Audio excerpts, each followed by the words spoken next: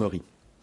On passe au sport et on commence bien sûr par le hockey avec la victoire des Aigles hier face à Reims 5-1. Une victoire au terme d'une rencontre musclée dans une patinoire Jean-Bouin survoltée. Les Niçois qui affronteront Mulhouse en finale du championnat de France. Résumé de la rencontre avec Hélène France et Jean-Marc Sarrat. Un ultime rayon de soleil couchant inonde la patinoire Jean-Bouin. Dans les gradins, l'ambiance est surchauffée. Les Aigles niçois n'ont pas digéré la défaite surprise de la veille qui leur a barré l'espoir de filer directement en finale.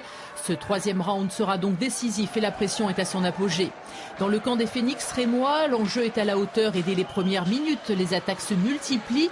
Mais les Champenois en blanc et bleu peinent à trouver le tempo face à des Aigles dressés sur leurs ergots. Le jeu est agressif et les mises en prison pleuvent des deux côtés. C'est d'ailleurs grâce à un tir de pénalité à la 11e minute que les Niçois en rouge et marine ouvrent le score. Le ton est donné. Le deuxième ne tardera pas et le premier tiers-temps annonce la couleur en s'achevant par 2-0. À la reprise, les deux équipes surmotivées redoublent d'énergie et d'ardeur sur la glace. Résultat, pour les Niçois, trop agressifs, les pénalités tombent, les mettant en infériorité numérique sans pour autant les affaiblir. À croire même qu'ils s'en trouvent stimulés. Dans les gradins, c'est l'effervescence. Les rangs des supporters ont été grossis par ceux du match de foot qui s'est terminé au rail. Les encouragements se chantent et se sautent. Les Aigles sont dopés. Le troisième but est enlevé. Formidable.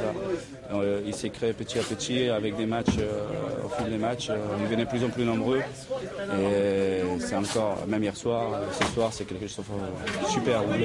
Tout le monde se lâche, ça crie, ça nous pousse en avant. Il y a aussi, ils ont une part des choses dans notre victoire, je pense. Troisième tiers-temps, les Phénix savent qu'ils doivent impérativement marquer et marquer vite. 5 minutes à peine et le tir arrive. Certes, tir de pénalité, mais transformé, c'est l'essentiel. La face est sauve, cependant la défaite se rapproche, inéluctable, mettant les nerfs à cran. Le temps court, les altercations se multiplient, les Aigles résistent. Les Champenois en viennent même carrément aux mains après que les Niçois enflamment la glace par 2 nouveaux buts à quelques minutes de la fin. Ça s'est joué au début, je veux dire, sur le penalty, après on prend un but à 5 contre 4. Et puis c'est vrai que ce soir, eux ont marqué à 5 contre 4, nous à 5 contre 3, 5 contre 4, on n'a pas marqué, ça pardonne pas, je crois, quand on veut aller plus loin. Mais il faut marquer ce supériorité numérique, c'est pas ce qu'on a fait. On était toujours un petit peu en retard surtout, c'est un petit peu dommage, mais bon, Nice n'a pas démérité et a mérité sa victoire ce soir. Tout le monde se lâche parce qu'on joue la mort subite. Comme ce soir c'est la fin, ça peut être la fin pour nous, donc on laisse tout ce qu'on a dans le ventre. C'était la finale avant l'être et on l'a gagné.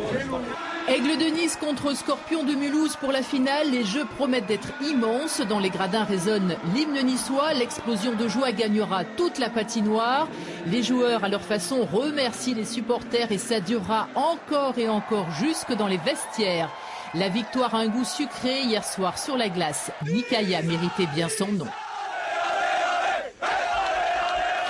Et le match aller de la finale face aux Scorpions de Mulhouse, ce sera mercredi prochain en Alsace, match retour samedi à la patinoire Jean-Bouin. Football, l'Étoile de Menton accueillit ce week-end le 40e tournoi international féminin. Ce tournoi est l'un des plus anciens de l'Hexagone.